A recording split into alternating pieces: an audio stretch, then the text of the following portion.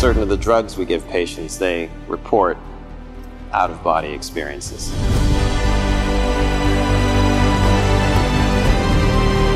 If you have a certain amount of mastery, you can jump off and jump back. It actually happened to many of them. Suddenly, everything about them changed.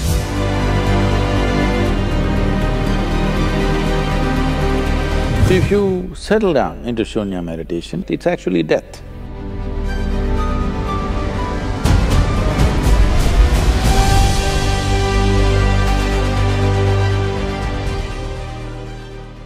So I want to hear about your thoughts on near-life death experience. A lot of people have in surgery said that, middle of the surgery they could come out and see what's happening. Do people really die at that time, or they reach some moksha or heaven, come back? And we see these sometimes where certain of the drugs we give patients, they report out-of-body experiences. When we say death, the definition of death on one level is you lost your body. That's what that is. So, let's not go into other areas, they'll get you into very fuzzy places. About near-death experience, what is being referred to as meditation? We have a certain type of meditation called Shunya. That means Shunya literally translates as emptiness. That's not the right translation, but there's no appropriate word in English. So, it's emptiness or nothingness. So if you settle down into Shunya meditation, it's not near death, it's actually death, but conscious death. Suppose you're riding a bicycle, you are a new rider with little balance, so you will go like this. Some other kid is riding, he'll leave his hands free and whistle and look here, look there and ride and do all kinds of things, stand up on the handlebar and turn around, jump, all this.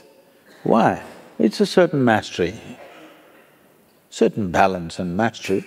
Now, you can jump off the cycle and again jump back and do all these things. Similarly with your body, if you have a certain amount of mastery, you can jump off and jump back quite effortlessly.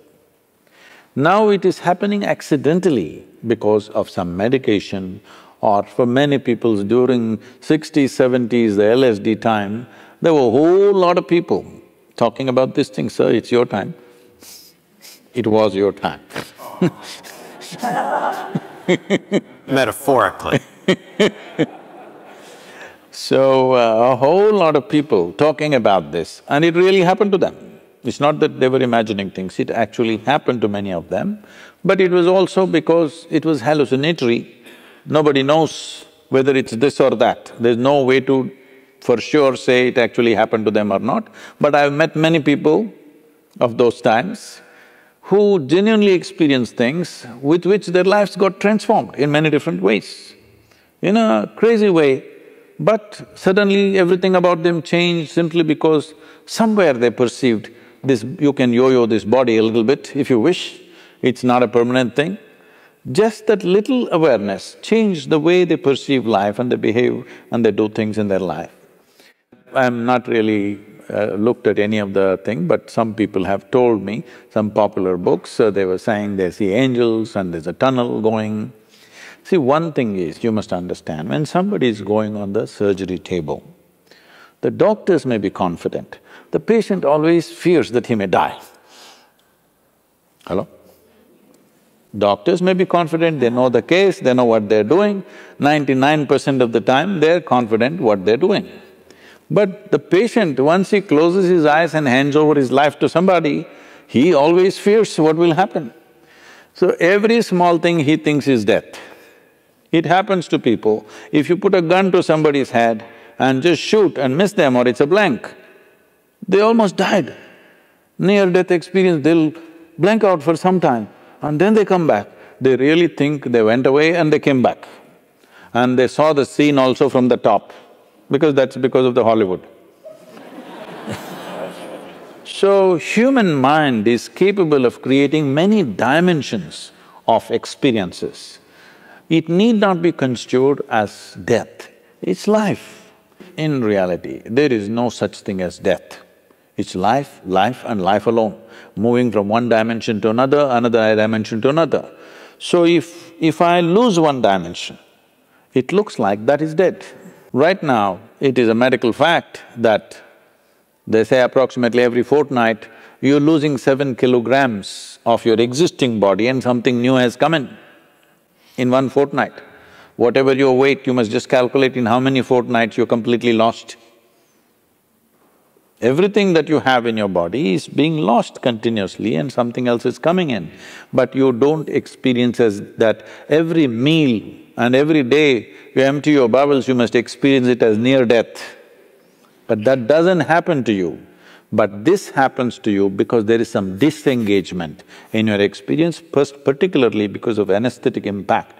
The disengagement with various faculties that you're normally used to suddenly makes you feel you're dead. Nobody died.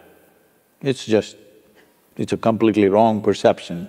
Yes, every moment of your life, if you are willing, if you are not entangled with situations and your own thoughts and emotions, there are many things you can perceive right here.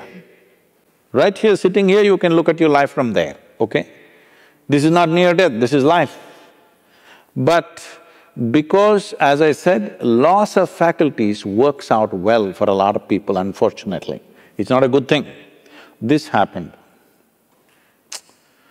A man met a close friend of his that he knew very well when they were in the university together, after 25 years break. So he invited home for dinner, he went, and being an Indian household, the wife was serving and these two men were eating. And every time he wanted to ask for something from his wife, he said, my honey, my sweetie pie, my boo-boo-boo, my co-co-co, my bulbul, and whatever else, your Tamil, so my tangam and my chuchu, all those things. So after the dinner was over, the friend was leaving and he said, you are having an amazing life, aren't you? I'm married with my wife for 15 years, we can't even look at each other's face. The way, the endearments you're showering upon your wife is truly fantastic. I said, what are you talking about? He said, you called her bulbul, you called her tangam, you called her this. I said, oh man, I forgot her name 7 years ago.